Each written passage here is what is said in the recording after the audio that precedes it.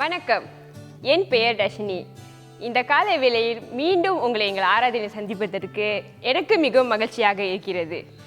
இந்த காலை வேளையில் நாம் ஆண்டவருக்கு தகுந்த முக்கியத்துவத்தை நம் ஆராதனை மூலம் செலுத்துவோமாக.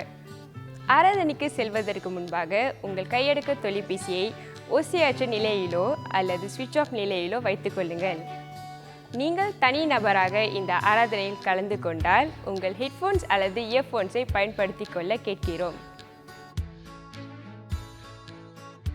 நம் ஆண்டவர் நல்லவர். இந்த மகிமையான ஆண்டவருக்கு சிறந்த ஆராதனையை செலுத்துவோம். வாருங்கள்.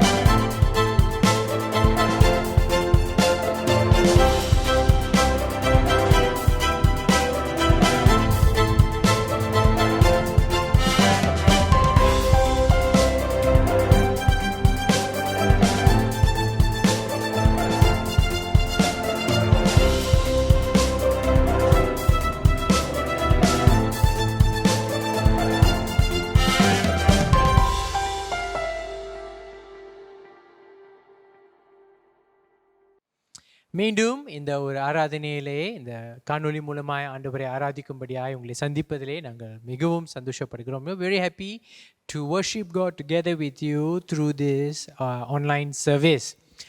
Even in this moment, let's bring our minds and our hearts to worship God. நம்மளுடைய இருதயங்களையும் நம்மளுடைய சிந்தையையும் நாம் கூட்டிக் கொண்டு வந்து நாம் ஆண்டவரை இந்த வேளையிலே ஆராதிப்போமாக. நாம் இந்த முதல் பாடலை பாடி நாம் ஆண்டவரை துதிப்போம். Let's sing this first song and worship God. முதல் பாடலாக கூட ஒருவரும் சேரா ஒளியில் என்ற பாடலை பாடுவோம்.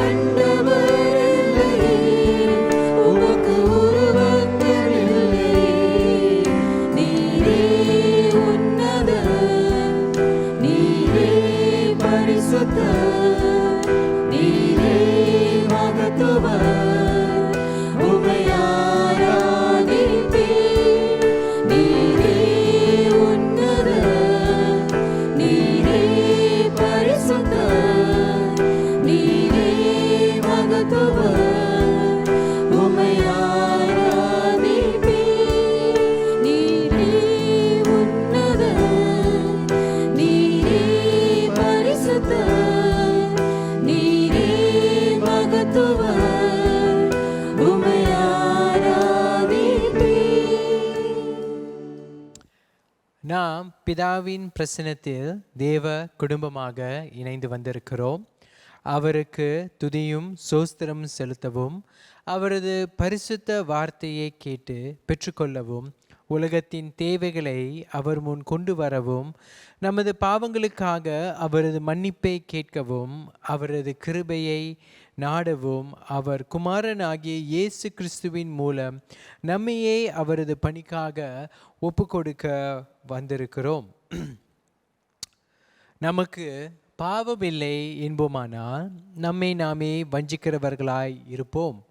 சத்தியம் நமக்குள் இராது.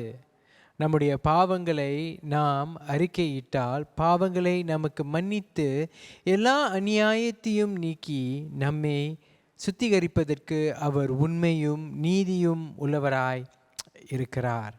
இந்த வேளையிலே நாம் நம்முடைய பாவ அறிக்கையை ஒரு குடும்பமாய் ஏறெடுப்பதற்கு முன்பாக நாம் சிறிது நேரம் எடுத்துக்கொண்டு நம்மை நாமே ஆராய்ந்து பார்ப்போமாக. நாம் செய்த காரியங்கள், சொன்ன காரியங்கள், செய்யாத தவிர்த்த காரியங்கள், நன்மைகள், சொல்லாத காரியங்கள், நன்மைகள், அதை குறித்து சிறிது நேரம் நாம் சிந்தித்து பார்த்து அவைகளை நம்முடைய ஆண்டவருக்கு முன்பாக கொண்டு வருவோம். ஏனென்றால் நம்முடைய தனிப்பட்ட பாவங்கள் நம்முடைய முழு சரிதமாய் இருக்கக்கூடிய நம்முடைய சபையை, ஆண்டவருடைய சரிதத்தை அது பாதிக்கக்கூடியதாய் இருக்கிறது.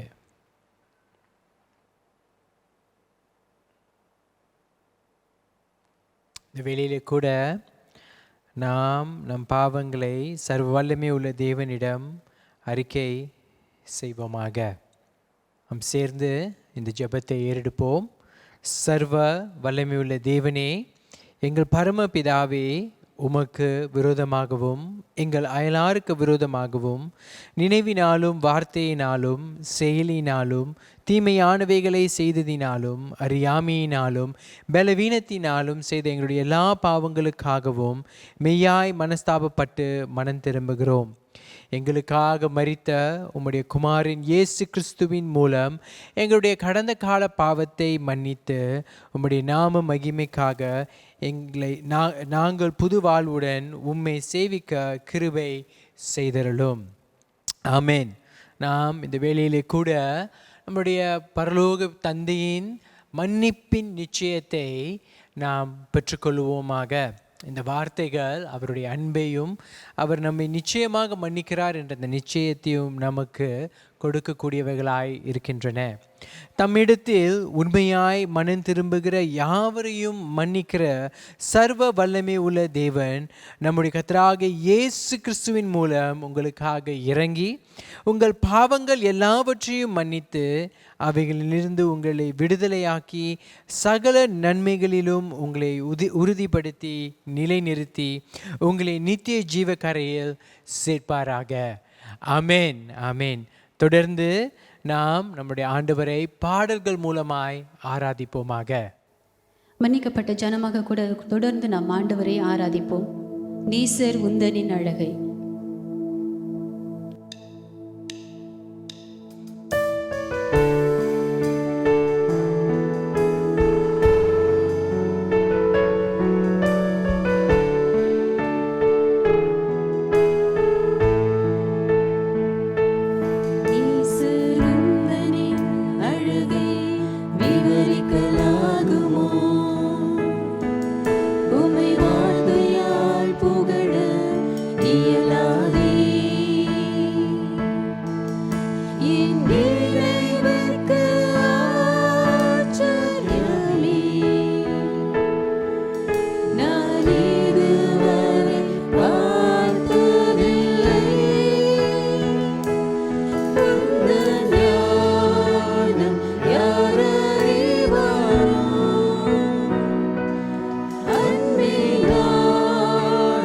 Ever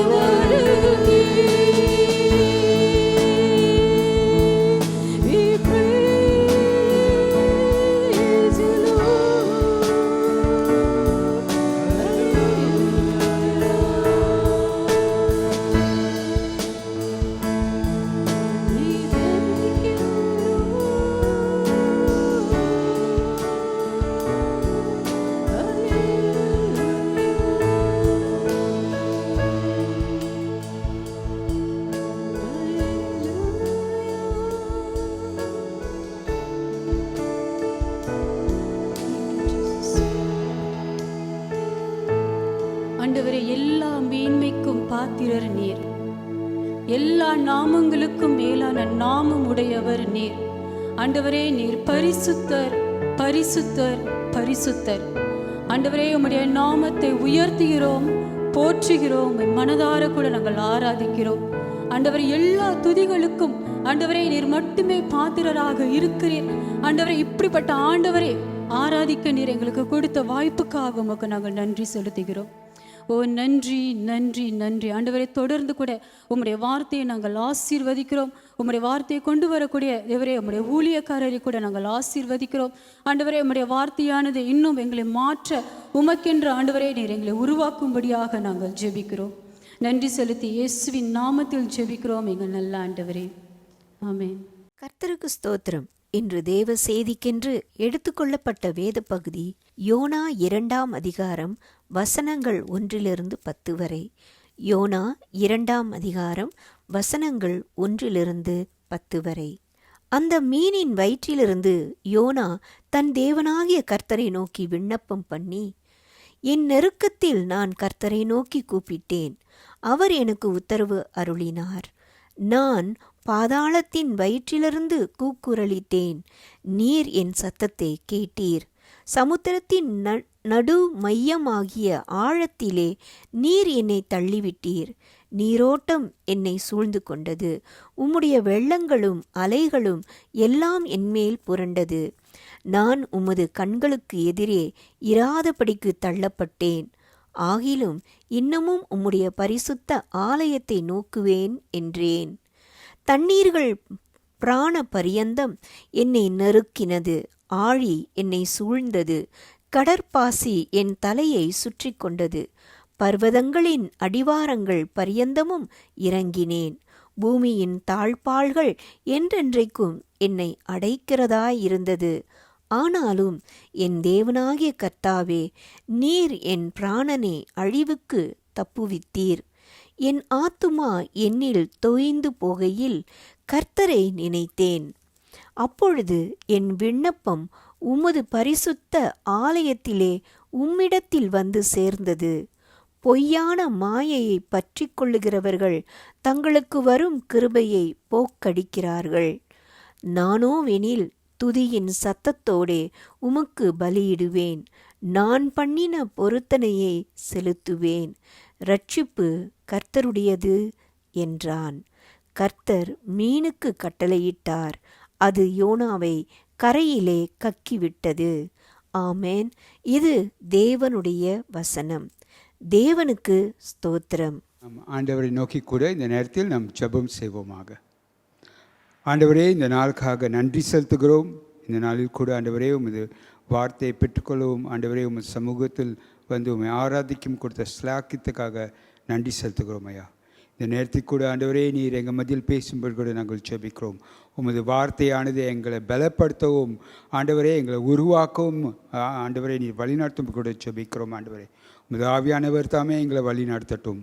இதை அனைத்தும் உமது குமாரன் இயேசு கிறிஸ்துவின் மூலம் ஜெபிக்கிறோம் எங்கள் நல்ல பிதாவே. Father, we just want to pray.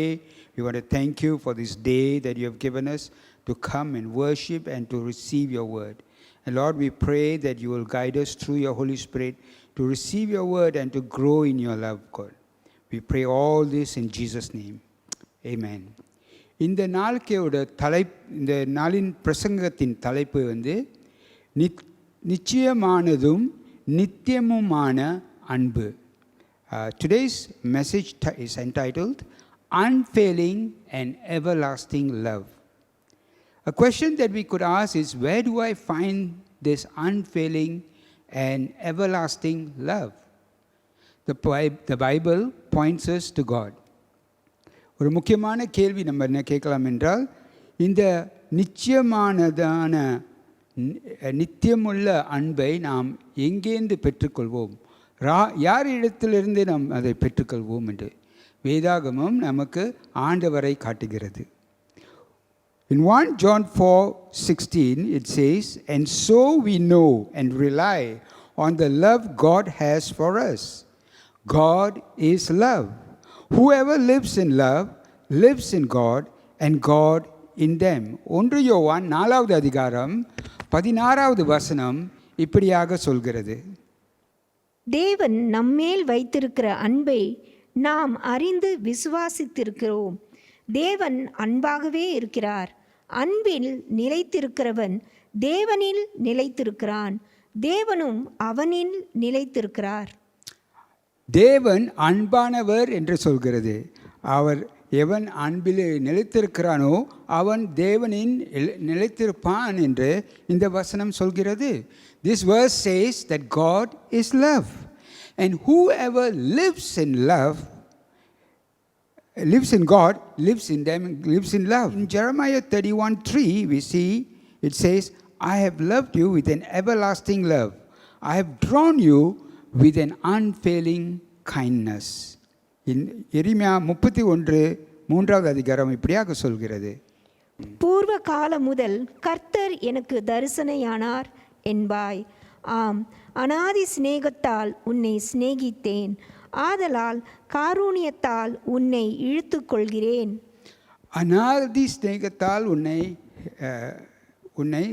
இழுத்து கொண்டேன் என்று சொல்கிறார். God says that I have loved you with an everlasting love. And so we see here that God is love, and that whoever lives in love lives in God. And so in order to live in God, we need to live in love. God loves us with an unending and eternal love. ஆண்டவர் நம்மை ஒரு நித்தியத்தின் அன்பினால் நம்மை நேசிக்கிறார். In other words, in a relationship with us, God gives himself to us limitlessly. அப்படியாக இருக்கையில் ஆண்டவர் நம்மை நேசிக்கிறப்ப அவர் அளவில்லாமல் அவர் நம்ம இடத்தில் கொடுக்கிறார். அவரோட அன்பை நம்ம இடத்தில் கொடுக்கிறார். There is nothing we can do to make God love us more than he does, and there is nothing we can do to make God love us less than he does. நாம் எதுவுமே செய்யக்கூடாது ஆண்டவரை இன்னும் அதிகமாக நம்ம நேசிக்க செய்கிறதுக்கு. நம்மளால் எதுவுமே செய்ய முடியாது. அதே போலாக நாம் எதுவே செய்ய முடியாது ஆண்டவரோட அன்பை நம்ம இடத்தில் இருக்கிறது குறைக்க. ஆகவே அவர் அவ்வளவாக நம்மளை நேசிக்கிறார். நம்ம நேசிக்கிற நேரத்தில் அவரோட முழுமையான அன்பிற்குள் நம்மளை நேசிக்கிறார். And so God loves us. Since he is love, he loves us with a limitless love, and he gives himself to us limitlessly. It also means that we can only love God through, we can only know God through love. ஆகவே ஆண்டவரை அன்பினால் மட்டுமே நாம் அவரை அறிந்து கொள்ளக்கூடும். 1 யோவான் 4 அதிகாரம் 8 வசனம் சொல்கிறது. In 1 John 4:8 it says, whoever does not love does not know God, because God is love. அன்பில்லாதவன் தேவனை அறியான், தேவன் அன்பாகவே இருக்கிறார். அன்பு இல்லை என்றால் ஆண்டவரை அறிந்து கொள்ள முடியாது. ஏனென்றால் ஆண்டவர் அன்பாய் இருக்கிறார். And this is something that we need to know well, because God is love, and to know him you have to know love. You have to love. We may know in our heads, we have head knowledge that God loves us, that God loves us with an unconditional and everlasting love. நம்மளோட சிந்தையில் நமக்கு புரிந்திருக்கலாம் ஆண்டவர் நிச்சயமானதும் நித்தியமானமுமான அன்பை நமக்கு வழங்குகிறார் என்று நமக்கு புரிந்திருக்கலாம். ஆனால் ஆண்டவர் என்ன வாஞ்சிக்கிறார் என்றார், அவர் நம்மளோட முழுமையாக அவரோட அன்பை பெற்றுக்கொள்வோம் என்று. நம்மளோட ஆவி, நம்முடைய ஆத்மா மூலமாக, நம்மளோட சரீரம் மூலமாக முழுமையாக அவரோட அன்பை பெற்றுக்கொள்ள ஆண்டவர் வாஞ்சிக்கிறாரு. We may know in our heads, through head knowledge, that God loves us with an unconditional and everlasting love. But God really desires that his love seeps into every part of our being, our body, our soul, and our spirit. Complete. God desires to love us, for his love to penetrate us completely. So it is not something that is just to be understood, but it is experiential, something that we experience in full. ஆகவே இது சாதாரண ஒரு புரிந்து கொள்கிற ஒரு காரியம் அல்ல, ஆனால் இதை நம் அனுபவம் மூலமாக பெற்றுக்கொள்ளக்கூடிய ஒரு காரியமாக இருக்கிறது. The Bible from beginning to the end reveals that God loves us so much that He desires to instruct us, He desires to teach us, and He desires to counsel us in the way we should go and in the way we should live our life. வேதம் வெளிப்படுத்துகிறது ஆரம்பத்திலேருந்து ஆதியாகமம்லேருந்து வெளிப்படுத்தல் வரைக்கும் வேதம் என்ன வெளிப்படுத்துதுன்னா, ஆண்டவர் நம்மை இவ்வளவாக நேசிக்கிறார். அவர் நம்முடைய வாழ்க்கையில் நம்மை சொல்லிக் கொடுக்கவும், நம்மளை வழிநடத்தவும், நமக்கு ஆலோசனை கொடுக்கவும், நம்ம எப்படி வாழணும், எப்படி இருக்கணும் என்று இருக்கணும் என்று அவர் சொல்லிக் கொடுக்க அவர் விரும்புகிறார். And that is the truth. God deeply desires that He teaches you and instructs you and counsel you in the way that you should go and in the way you should live. And we see that in the passage that was read today. அதுதான் நாம் இந்த வாசிக்கப்பட்ட வசனங்களில் நாம் காண்கிறோம். YONO ஆனவர் ஒரு தீர்க்கதரிசியாக இருந்தார். ஆண்டவர் அவரை நோக்கி நினைவா என்ற பட்டணத்துக்கு சென்று அவர் கொடுத்த வார்த்தைகளை எடுத்து சொல்ல அவர் சொன்னார். அதுதான் நம்ம இந்த வாசிக்கப்பட்ட வசனங்களில் நாம் பார்க்கிறோம். யோனா ஆனவர் அவர் ஒரு தீர்க்கதரிசியாக இருந்தார். ஆண்டவர் யோனாவை நோக்கி நினைவே பட்டணத்துக்கு சென்று அவர்களுக்கு ஒரு எச்சரிக்கையை கொடுக்க அவர் சொன்னார். ஏனென்றால் அந்த நகரத்தில் அந்த உள்ள ஜனங்கள் பாவத்தினால் வழிநடத்தப்படுகிறார்கள். அவர்களோட பாவமான நிலைமைகள் ஆண்டவரிடத்தில் வந்தது. We see in this passage, that is what we see in this passage. And here Jonah is a prophet. And God asked Jonah to travel to the great city of Nineveh and pronounce God's warning to it, because their wickedness had come up to him. The people were relentless and persistent in their sins. அந்த நகரத்தில் அந்த உள்ள ஜனங்கள் அவர்கள் புறஜாதியானவர்கள், அவர்கள் பாவத்தில் வாழ்ந்து கொண்டிருந்தார்கள். அவர்களோட நிலைமை ரொம்ப பாவத்துக்குள் இருந்ததால் ஆண்டவர் அவர்களுக்கு ஒரு எச்சரிக்கை கொடுத்தார். அந்த எச்சரிக்கை ஜோனாட்ட சொன்னார், போய் இந்த நகரத்தில் இந்த எச்சரிக்கை கொடுக்கும்படி சொன்னார். ஆனாலோ யோனா என்ன செய்தார், அந்த இடத்தை விட்டு அவர் ஓடிவிட்டார். அவர் ஆண்டவர் சொன்னதை செய்ய விரும்பவில்லை, ஆகவே அவர் ஓடிவிட்டார். But Jonah was not ready to go and proclaim this warning. And so he ran away because he did not want to do what God asked him to do. He knew that if the people in Nineveh heard the warning and believed in God and repented, God would forgive them. And Jonah did not want them forgiven. யோனாக்கு தெரியும், அவர் அந்த நகரத்துக்கு சென்று அந்த எச்சரிக்கையை கொடுத்தார் என்றால் அந்த ஜனங்கள் அதை கேட்டு ஆண்டவரை அறிந்து கொண்டு அவர்கள் மனம் திரும்புவார்கள். அவர்கள் மனம் திரும்புறதில் அவர் விருப்பம் படவில்லை. ஆகவே அவர் ஓடிவிட்டார். He knew that the threat of doom would be diverted if they repented of their sins.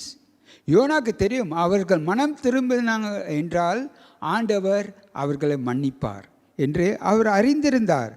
அவருக்கு தெரியும் ஆண்டவர் இரக்கம் உள்ளவர் என்று, கிருபை உள்ளவர் என்று அவர் அறிந்து ஆண்டவர் அவர்கள் மனம் திரும்பினால் அவர் மன்னித்து விடுவார் என்று யோனாக்கு தெரியும்.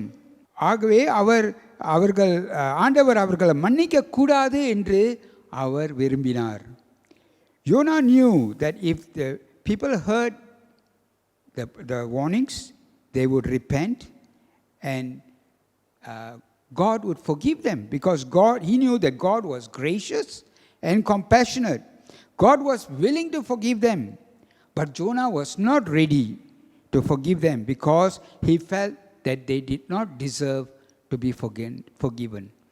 ஆண்டவரோ அவர்களை மன்னிக்க ஆயத்தமாக இருந்தார். நினைவே ஜனங்கள் செய்த பாவங்கள் அவர்கள் எடுத்து சொல்கிற நேரத்தில், அவங்க மனம் திரும்புகிற நேரத்தில் ஆண்டவர் அவர்களை மன்னிக்க ஆயத்தமாக இருந்தார்.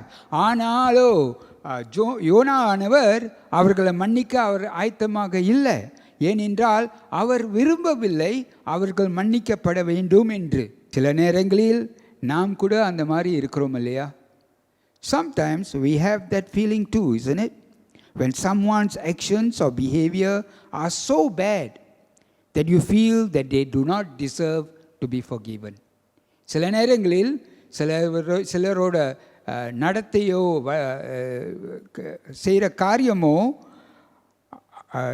நாம் பார்க்கையில் நாம் நினைப்போம் அவர்கள் மன்னிக்கப்படக்கூடாது, ஏனென்றால் அவர் அதுக்கு தகுதி இல்லாதவர்கள் என்று. Or have you ever felt that someone did not deserve God's love? இல்லை, சில நேரங்களில் நாம் நினைப்போம் அவர்கள் ஆண்டவரோட அன்புக்கு தகுதி அல்ல என்று கூட நாம் நினைக்கக்கூடும். அதுதான் யோனாவும் நினைத்தார். That is what Jonah felt. And so he ran, not wanting to do what God wanted to do. ஆகவே அவர் ஓடினார், ஏனென்றால் ஆண்டவர் செய்ய சொன்னதை அவர் செய்ய விரும்பவில்லை. அவர் ஒரு படகில் ஏறி கூட அவர் சென்றார். ஆனால் அவரால் அநேக அபாயங்கள் அங்கே வந்தது. அந்த கப்பல் அந்த பயணத்தில் அநேக அபாயத்தினாலே அவரை கடலில் தூக்கி எறிய வேண்டிய ஒரு நிலைமை வந்தது. And so he ran and he boarded a ship to escape from to go to another place. But his presence in the ship brought so much danger to the ship that he had to be thrown overboard. Like Jonah, at times we may face certain circumstances or consequences because of the actions or decisions that we make. சில நேரங்களில் நாம் எடுக்கிற முடிவுகளோ தீர்மானங்களோ நம்மை ஒரு சூழ்நிலைக்குள், ஒரு கடினமான அல்ல கஷ்டமான சூழ்நிலைக்குள் எடுத்து செல்லக்கூடும். When he was thrown into the sea, he almost drowned. அவரை கடலில் அவர்கள் தூக்கி எறிந்தார்கள். அது ஆழமான இருந்த கடலாக இருந்ததினால் அவர் அங்கே அவரோட உயிரை இழக்க கூட முடிந்தது, கூட இருந்திருக்கலாம். ஆனாலோ ஆண்டவர் அவரை ரட்சித்தார். He could have almost drowned, but God came to his rescue. In Jonah 1:17 it says, "And the Lord appointed a great fish to swallow up Jonah, and Jonah was in the belly of the fish 3 days and 3 nights." யோனாவை விழுங்கும்படி ஒரு பெரிய மீனை கர்த்தர் ஆயத்தப்படுத்தியிருந்தார். அந்த மீன் வயிற்றிலே YONO இராப்பகல் 3 நாள் இருந்தான். அந்த மீன் வயிற்றிலே அவர் 3 நாள் அங்கே இருந்தார். அங்கே இருக்கும்போது அவர் அறிந்து கொண்டார், அவர் செய்த தவறை அவர் அறிந்து கொண்டார். அவர் அறிந்து கொண்டார் ஆண்டவர் அவரை காப்பாற்றினார் என்றார். அந்த ஆண்டவர் அவர் காப்பாற்றவில்லை என்றால் அவர் அந்த கடலில் மறைத்திருப்பார். In the belly of the fish, Jonah realized that if God had not saved him through the fish, he would have drowned in the sea. And sometimes God provides us with understanding of his love in our most difficult times and struggles. சில நேரங்களில் நம்ம கடினமான சூழ்நிலையில் கடந்து செல்லையில், பிரச்சனை உள்ள நேரங்களில் நம்ம கடந்து செல்லையில் ஆண்டவர் அவரோட அன்பை நமக்கு வெளிப்படுத்தி நமக்கு புரியும்படி வெளிப்படுத்துவார். Realizing his disobedience, he repents and gives thanks to God and declares that salvation belongs to the Lord. அந்த மீண்டும் வயிற்றில் இருக்கும் இடத்தில் அங்கு யோனானவர் அவர் மனம் திரும்பினார். ஆண்டவர்கிட்ட ஜெபம் பண்ணி மன்னிப்பு கேட்டு கர்த்தர் தான் ரட்சிப்பின் கர்த்தர் என்று அவர் அறிக்கையிட்டார். Whatever our circumstance may be, we must always give thanks to God for his goodness and his immense love for us.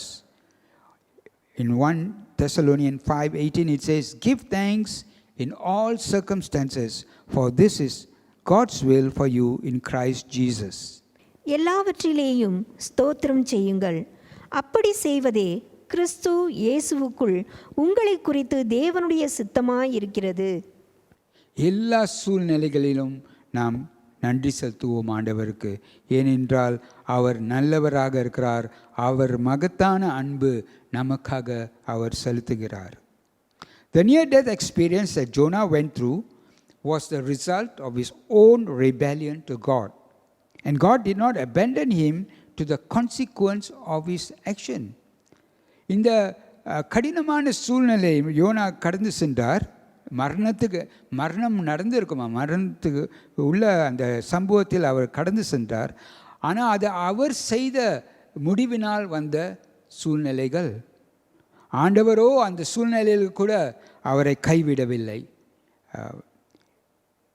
Sometimes we say sometimes God we say that God sometimes we say a person deserves what they have done. சில நேரங்களில் நம்ம தீர்ப்பு எடுத்து சொல்லுவோம், அவர்கள் செய்த முடிவினால் வந்த சூழ்நிலை என்று நம்ம ஒதுக்கி விடுவோம். ஆனால் ஆண்டவரோ யோனாவை ஒதுக்கவில்லை, அவர் நேசித்தார்.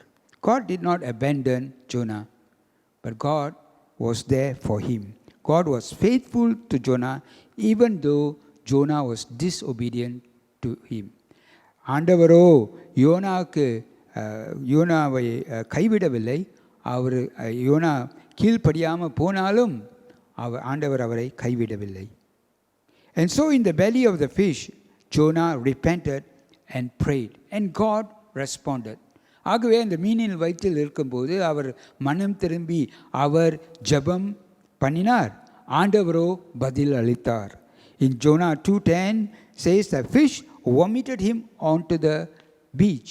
யோனா 2வது அதிகாரம் 10வது வசனம் சொல்கிறது, அந்த மீனானது அவரை கொண்டு வந்து அவர் கடற்கரையில் வந்து அவரை கக்கிவிட்டது என்று சொல்லப்பட்டிருக்கு. God then once again commanded Jonah his responsibility of proclaiming the judgment to Nineveh. மீண்டுமாக ஆண்டவர் யோனாவை நோக்கி சென்று நினைவேக்கு சென்று அந்த எச்சரிக்கையை கொடுக்க சொன்னார். யோனாவோ அங்கு சென்று அந்த நகரத்தில் ஆண்டவரோட எச்சரிக்கையை கொடுத்தார். அந்த ஜனங்களோ அதை கேட்டுக்கூட அந்த ஜனங்கள் மனம் திரும்பினார்கள். அவர்கள் மனம் திரும்பதை கண்டு ஆண்டவர் அவர்கள் மேல் இரக்கம் காட்டி அந்த தண்டனையை அகற்றிவிட்டார். And so Jonah went to Nineveh to proclaim the judgment. And the people heard Jonah's proclamation, warning, and believed in God, and they repented. And when they repented, God saw their repentance, and God relented and took away the destruction that was about to come upon them. This response of the people when they repented and turned back to God, and God forgave them, these actions angered Jonah. இந்த ஜனங்கள் மனம் திரும்பி ஆண்டவரை ஏற்றுக்கொண்டு மன்னிப்பு கேட்கையிலையும் ஆண்டவர் அவர்களை மன்னித்ததினாலையும் இந்த காரியங்கள் மூலமாக யோனா கோபம் கொண்டார். Jonah was so emotionally disappointed that he lost all reasons for living. He wanted to die. யோனா இதை கண்ட பிற்பாடு அவர் மறித்து போய்விடுவேன் என்று அந்த சிந்தனையில் சென்ற அவர் ரொம்ப மனதுக்கம் கொண்டார். He knew that God was gracious and compassionate, slow to anger and abounding in love. ஆண்டவர் இரக்கமும் உள்ளவரும் கிருபை உள்ளவரும் என்று அவர் அறிந்திருக்கார். ஆனால் ஆண்டவர் கொடுத்த அந்த மன்னிப்பை அவர் ஏற்றுக்கொள்ள முடியவில்லை. He knew that God was forgiving, compassionate, but then he could not accept the fact that God forgave them. God was concerned over the people in Nineveh, but Jonah was not. ஆண்டவரோ நினைவேயில் இருக்கிற ஜனங்கள் மேல் இரக்கம் கொண்டார். ஆனாலோ யோனாவோ அவர் மேல் எந்த இரக்கமும் இல்லை. Jonah loved himself and wanted God to love him, but he had no love for the people in Nineveh and did not want God to love them either. யோனா அவர் விரும்பினார் ஆண்டவர் அவரை நேசிக்கணும். ஆனால் யோனாவோ நினைவேயின் ஜனங்களை நேசிக்கவில்லை. அவர் விரும்பினார் ஆண்டவரும் அவர்களை நேசிக்க கூடாது என்று அந்த மனப்பக்குவம் அவர் வைத்திருந்தார். When we do not love others as we love ourselves, we would not be able to love God with all our heart. நாம் பிறரை நம்மை நேசிப்பது போலாக நாம் பிறரை நேசிக்கவில்லை என்றால் நம் ஆண்டவரை முழு மனதோடு நாம் நேசிக்க முடியாது. And that's true, that you cannot love God if you cannot love others. You cannot love God with all your heart if you cannot love others. We may even lose focus on what God wants us to do.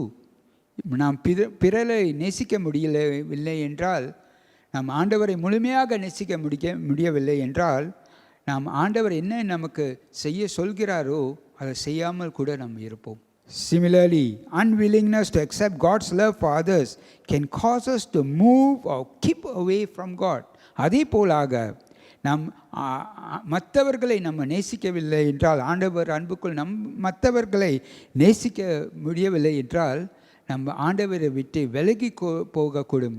Even though Jonah was disobedient and unforgiving, God showed compassion and love to Jonah.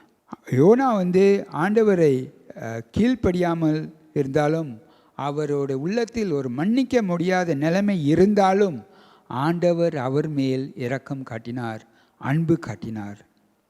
In spite of the fact that Jonah ran away from God, God loved him. யோனா ஆனவன் ஆண்டவர்கிட்ட விலகி ஓடினாலும் ஆண்டவர் அவரை நேசித்தார். God was there when Jonah needed him, revealing God's unfailing love for him. அந்த மீனின் வயிற்றில் இருக்கும்போது யோனா ஆண்டவரை தேடுற நேரத்தில் ஆண்டவர் அவரோட அன்பை அவரிடத்தில் வெளிப்படுத்தினார். Just as how God provided a way for Jonah to escape from certain death, God also provided salvation for us through His Son Jesus Christ and by the power of the Holy Spirit. எப்படி ஆண்டவர் யோனாக்கு மரணத்திலிருந்து தப்பிக்க ஒரு வழி செய்தாரோ, அதே போலாக ஆண்டவர் நமக்காக கூட இயேசு அவரோட குமாரனாகிய இயேசு கிறிஸ்து மூலமாக நமக்கு நித்திய ஜீவனையும் ரட்சிப்பையும் கொடுத்து பரிசுத்த ஆவியின் மூலமாக நமக்கு வழி நடத்தியிருக்கார். Just as how God heard Jonah when he prayed from the belly of the fish, God will also answer our prayers when we truly call out to Him because of His great love for us. எப்படி YONO அந்த மீனின் வயிற்றிலேருந்து அவர் கஷ்டமான நேரத்தில் இருக்கையில் ஆண்டவரை நோக்கி கதறி கூப்பிட்டாரோ, அதே போலாக ஆண்டவர் யோனா அவரை கூப்பிடையில் ஆண்டவர் பதில் அளித்தாரோ, அதே போலாக நாம் நம் சூழ்நிலையிலே நம் ஆண்டவரை நோக்கி நம்ம கூப்பிட்டு ஜபிக்கிற நேரத்தில் அவரோட பிரதான அன்பினால ஆண்டவர் நமக்கும் பதில் அளிப்பார். God is reachable through prayer from anywhere. நாம் எந்த இடத்தில் இருந்தாலும் எந்த சூழ்நிலையில் இருந்தாலும் ஆண்டவர் நம்முடைய ஜபங்களை கேட்பார். யோனா அந்த மீனின் வயிற்றில் இருந்து கூட ஜபம் பண்ணினார், ஆண்டவர் அந்த ஜபத்தை கேட்டார். No matter where you are, whenever you turn and pray to God, God will hear your prayers. Just as how God rescued Jonah from the belly of the fish, God will also rescue us from our struggles and situations because of His great love for us. எப்படி அந்த கடினமான சூழ்நிலைகளிலிருந்து ஆண்டவர் யோனாவை தப்பிக்க வைத்தாரோ, அதே போலாக ஆண்டவர் நம்மை நேசிப்பதனால் அவர் நம்மையும் தப்பிக்க வைப்பார்.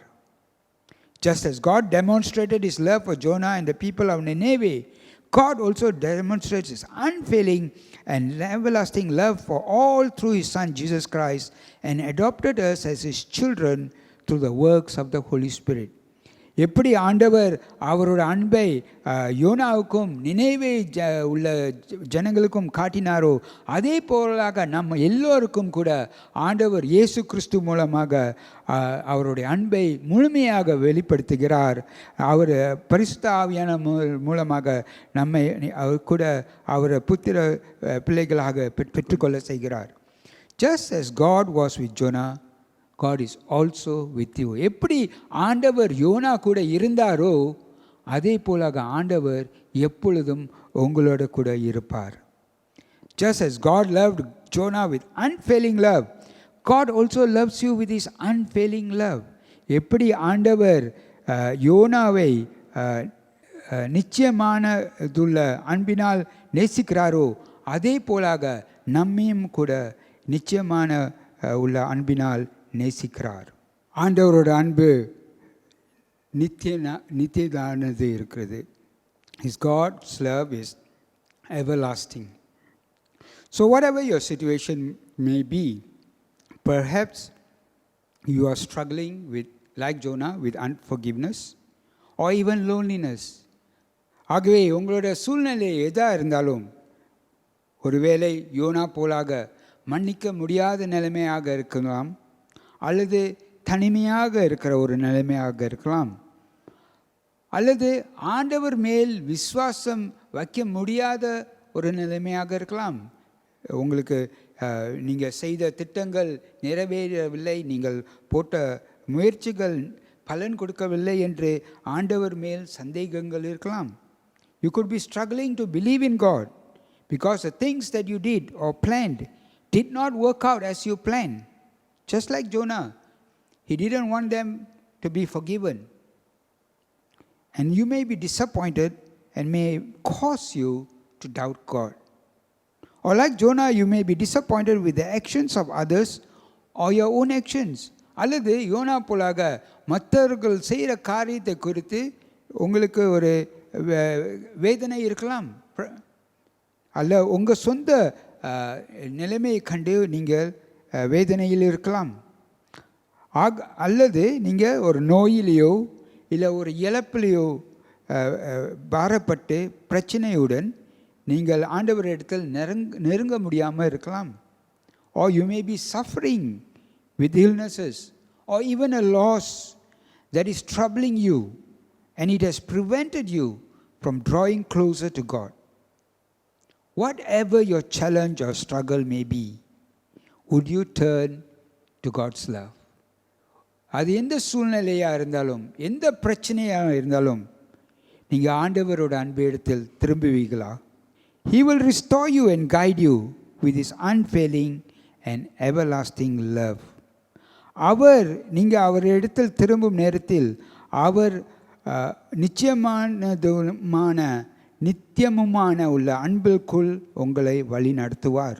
And He will guide you through. அவர் உங்களை வழி நடத்துவார். In closing, I want to read this verse from Ephesians 3:17-19. இறுதியாக இந்த வசனம் ஒன்று வாசித்து கூட இந்த பிரசங்கத்தை முடிக்க விரும்புகிறேன். And I pray that you, being rooted and established in love, may have power, together with all the Lord's holy people, to grasp how wide and long and high and deep is the love of Christ, and to know this love that surpasses knowledge, that you may be filled to the measure of all the fullness of God.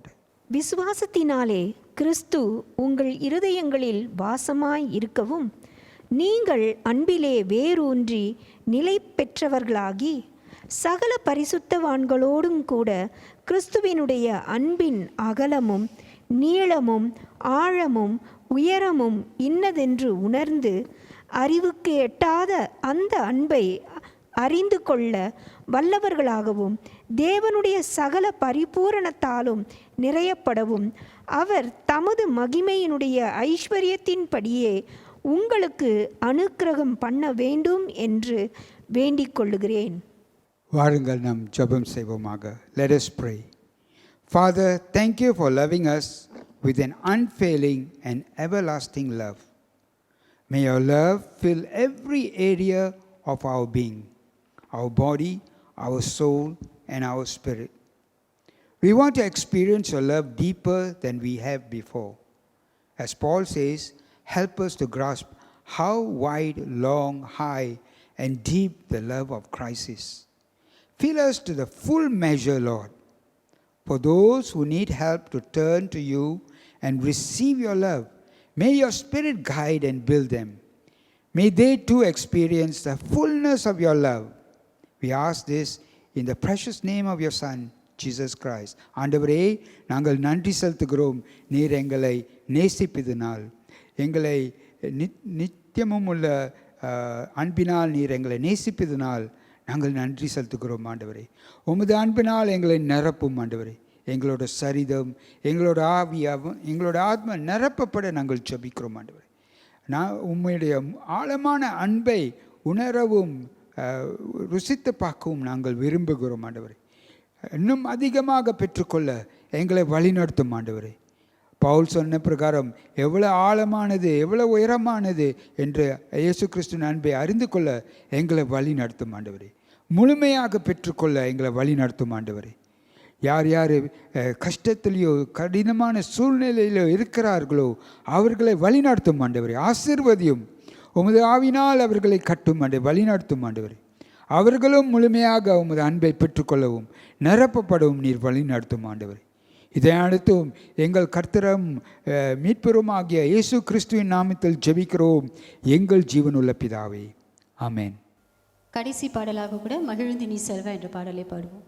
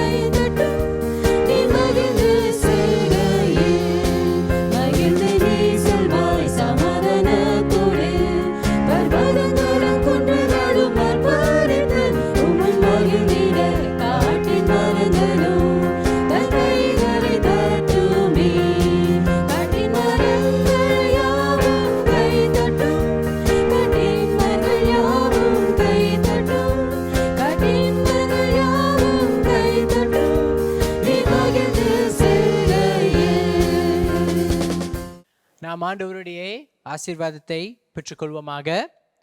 நம் கர்த்தராகிய இயேசு கிறிஸ்துவின் கிருபையும் தேவனுடைய அன்பும் பரிசுத்த ஆவியின் ஐக்கியமும் என்றும் உங்களோடு நிலைத்திருப்பதாக. ஆமென். ஆமென். God bless you. May we see each other again either on site or in another video. நாம் மீண்டும் இந்த காணொளி மூலமாக அல்லது நம்முடைய சபையிலே நம்முடைய ஆராதனையிலே நாம் சந்திப்போமாக. ஆண்டவர் உங்களை ஆசீர்வதிப்பாராக. நம் ஆண்டவரை ஆராதித்து அவருடைய வார்த்தையை கேட்டோம். நம் ஆண்டவருக்கு கொடுப்பதும் ஒரு வகையான ஆராதிப்பு தான். நம்முடைய காணிக்கையை செலுத்த ஆயத்தமாகவும் வாருங்கள். நீங்கள் உங்கள் காணிக்கைகளையும் தசம பாகங்களையும் கொடுக்க 3 வழிகள் உள்ளன. முதலாவதாக, நீங்கள் இணையத்தின் வழியாகவோ அல்லது ATM வழியாகவோ பேங்க் டிரான்ஸ்ஃபர் செய்யலாம். நீங்கள் டிரான்ஸ்ஃபர் செய்ய My Saviour's Church DBS account number 00601461112, அதாவது நீங்கள் டிரான்ஸ்ஃபர் செய்ய வேண்டிய எண் 006146112. இரண்டாவது வழி, பே நவ் என்ற சேவை மூலம் கட்டணத்தை செலுத்தலாம். இணையம் அல்லது மொபைல் வங்கி மூலம் பே நவ் என்ற பகுதியை தேர்ந்தெடுத்து என் இரட்சகர் ஆலயத்திற்குரிய சிறப்பு எண்ணை தட்டச்சு செய்யவும். சிறப்பு எண் T08CC4073G. மூன்றாவதாக, காசோலை அதாவது செக் வழியாக நீங்கள் பணத்தை செலுத்தலாம். மேல் விவரங்களுக்கு சபை அலுவலகத்தை தொடர்பு கொள்ளுங்கள். தொடர்பு கொள்ள வேண்டிய எண் 64742823. இந்த ஆராதனை உங்களுக்கு ஆசீர்வாதமாக இருந்திருக்கும் என்று நாங்கள் நம்புகிறோம். மீண்டும் உங்களை அடுத்த வாரம் சந்திக்கிறோம். பாய்.